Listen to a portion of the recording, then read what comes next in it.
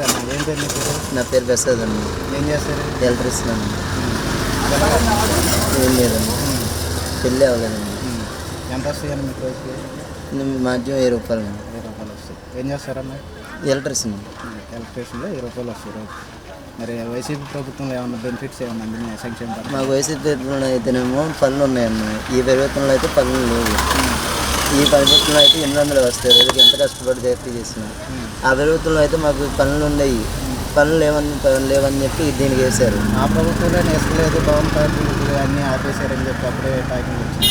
మరి మీరు ఆ ప్రభుత్వంలోనే బాగుందంటే మాకు అప్పుడు పనులు సాగినాయి అన్న. మాకు ఇసుక లేకపోయినా మాకు పనులు చూపించాడు కదా, దారి చూపించాడు కదా. అప్పుడు మాకు ఇలా అన్నది తెలియదు నాకు. మరి కూటమి ప్రభుత్వం బాగలేదు, వైసీపీ ప్రభుత్వం బాగుంది. ఎందుకని అనిపించింది అట్లా? ఎందుకని అనిపించిందంటే నాకు దారి చూపించాడు కదా. మరి ఇక్కడ లేకపోయినా ఇంకోసాటికైనా వెళ్ళేలాగన్నా జరిగింది. ఇక్కడ ఈ ప్రభుత్వంలో అయితే నేను పనులు లేకుండా ఖాళీగా తిరగాల్సి వస్తుంది.